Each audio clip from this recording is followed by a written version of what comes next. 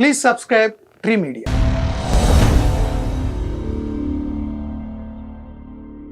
ఇప్పుడు నాన్నగారి ఆస్తులు ఏమైనా ఉన్నాయనుకోండి, మీకు ఇయటంలో తప్పులేదు, కానీ అవి కూడా మీరు వద్దనుకున్నా. ఎనీ రీజన్ అండి? నా కాళ్ళ మీద నేను బతుకుతున్నా. ఓకే. కన్నారు, కష్టపడ్డారు, చాలా కష్టపడి చదివించారు. చదివించింది అది నా సంపాదన నాది కదా. ఎంతమంది అండి ముట్టి గారు మీరు? నలుగురు. నలుగురు. అక్క, అన్నయ్య, నేను, చెల్లి. ఓహో, ఓకే. సో సిబ్లింగ్స్ తీసుకుంటారు. నా ఫిలాసఫీ నాకు వద్దు అంతే. ఓకే. దీనికి కూడా ఇప్పుడు పుచ్చలపల్లి సుందరి గారు ఉన్నారండి. ఆయన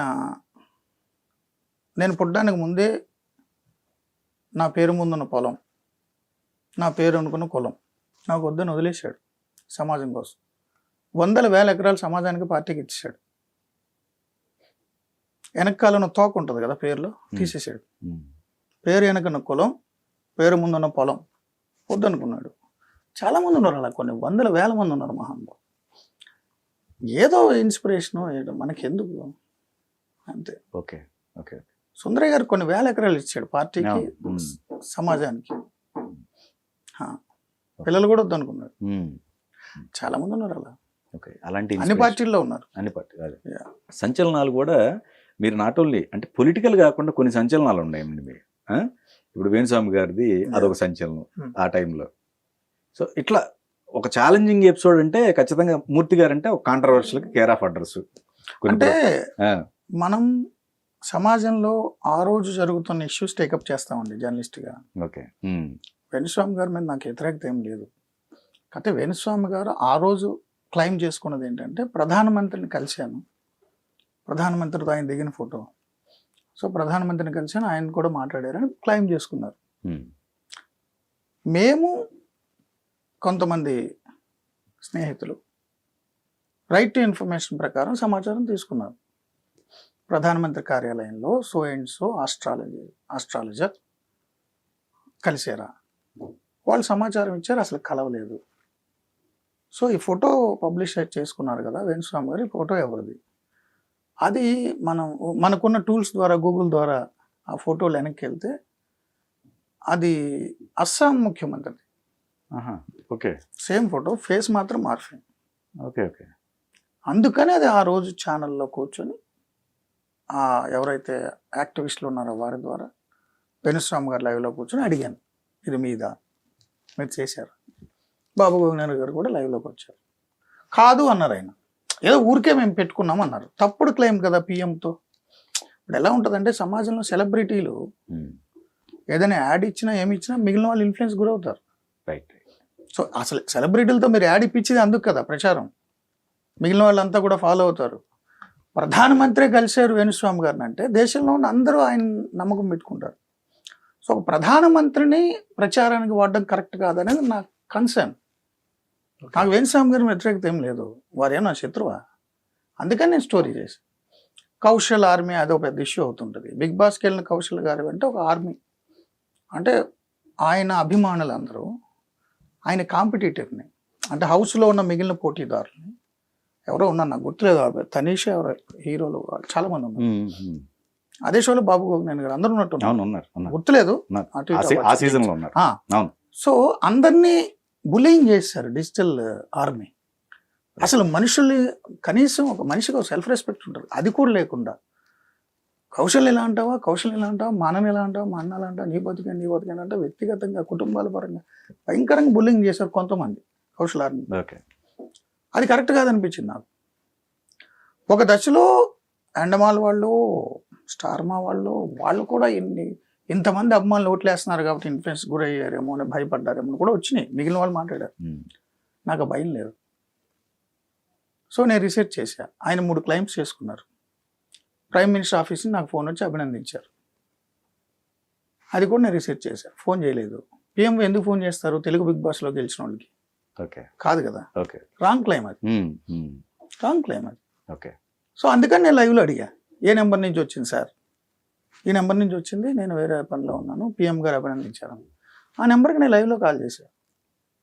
కాల్ చేస్తే తెలుగు అబ్బాయి వచ్చిన జర్నలిస్టు, మనవాడే అంటే జర్నలిస్ట్. సో ఆంధ్ర భవన్లో ఉంటుంటారు అప్పుడప్పుడు. ఆయన అడిగా, పిఎంఓనా చేస్తున్నావు నువ్వు అన్నా. పిఎంఓలో చేయడం కాదు, పిఎంఓలో ఉన్న వాళ్ళకి హెల్ప్ చేస్తుంటారు. నువ్వు పిఎంఓనా అఫీషియల్గా కాదు. యాక్చువల్గా ఆయన ఇప్పుడు జేడీ శీలం గారి దగ్గర వాళ్ళ దగ్గర ఏదో పనిచేశారు. నాకు తెలుసు, లైవ్లో మాట్లాడా, తేలిపోయింది. పిఎంఓ చేయలేదు, వ్యక్తిగతంగా ఆయన చేశాడు. ఓకే ఆయన కూడా పిఎంఓ ఆఫీసర్ కాదు. ఓకే ఓకే అలాగే 2-3 క్లైమ్స్ చేసుకున్నారు. అవి కరెక్ట్ కాదని ప్రూవ్ చేశారు. అందుకని నన్ను కాంట్రవర్సీ ఏదో ఆయన జీవితం నాశనం చేసిన ఆయన ఏదో అన్నారు.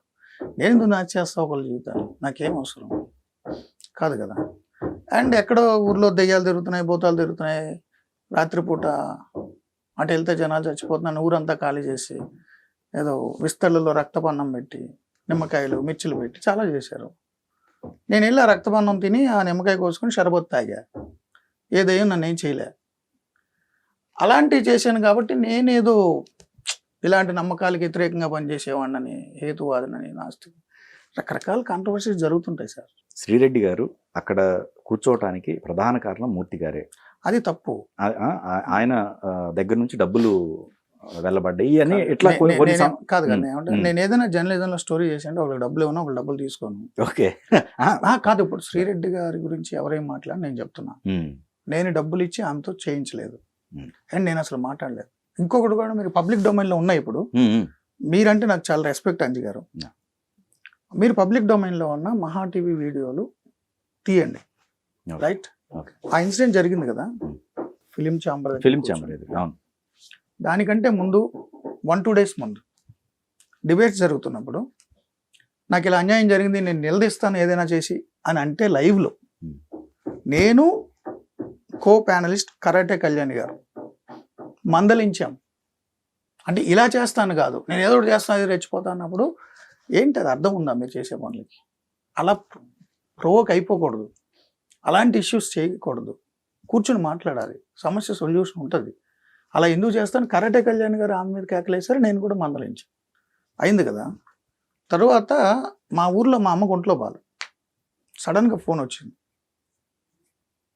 కింద పడిపోయింది, ఏదో తగిలి తలకేదో తగిలి సంథింగ్ ఇష్యూ. నేను గబగబా ఊరు వెళ్ళిపోయా.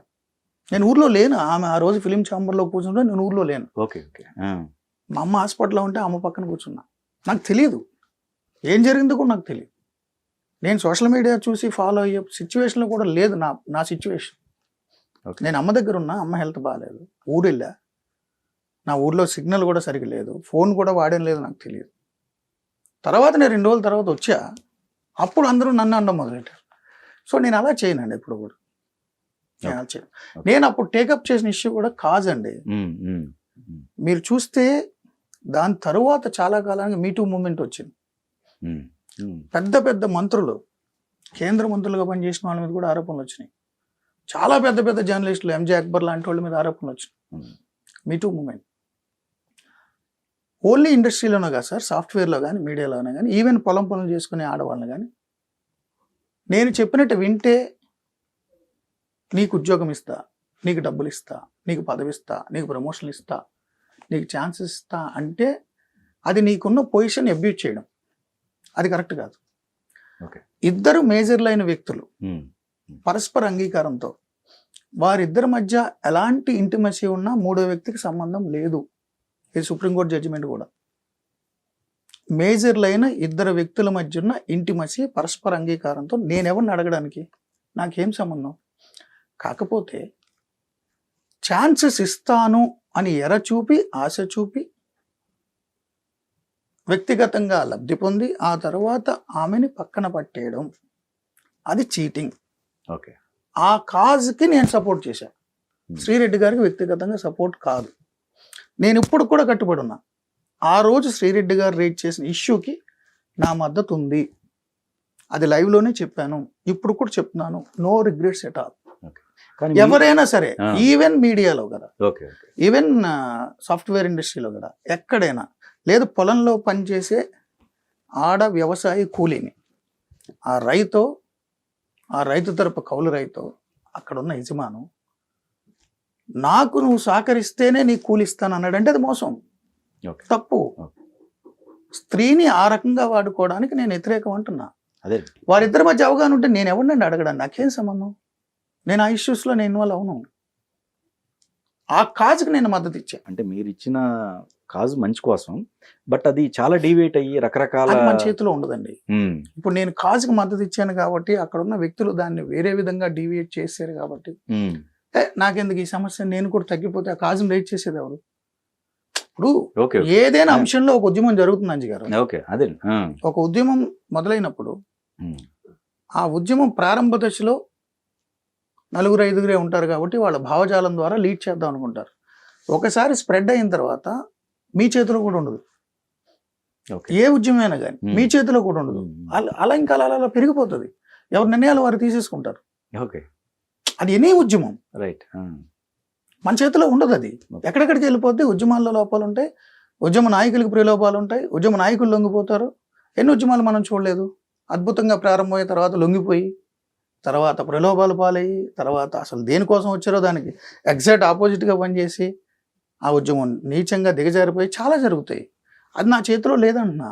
ఆ ఉద్యమ నాయకులకి సంబంధించి లేదా ఆ కాజును రైట్ చేసిన వాళ్ళకి సంబంధించిన ప్రవర్తన బట్టి ఉంటుంది. బట్ యాజ్ ఎ మీడియా కాజుకి నేను సపోర్ట్ చేయాలి, కాజుకి సపోర్ట్ చేశా. ఆ కాజుకి సంబంధించిన మూమెంట్ని ఎవరు ఎలా తీసుకెళ్లారో నాకు సంబంధం లేదు. అది వాళ్ళ వ్యక్తిగతం, వాళ్ళ యొక్క నాయకత్వ పటిమ, లేదు వాళ్ళ వ్యక్తిగత స్వార్థం, లేదు ప్రలోభాలకు లొంగిపోవడం. అది నా చేతిలో లేదు. ఓకే నాకు క్లారిటీ ఉంది అందులో. రైట్ ఓకే నేను ఈ రోజు కూడా చెప్తున్నా, ఆ కాజుకి నా మద్దతు ఉంది. శ్రీరెడ్డి గారు చేసిన పనికి నా మద్దతు లేదు.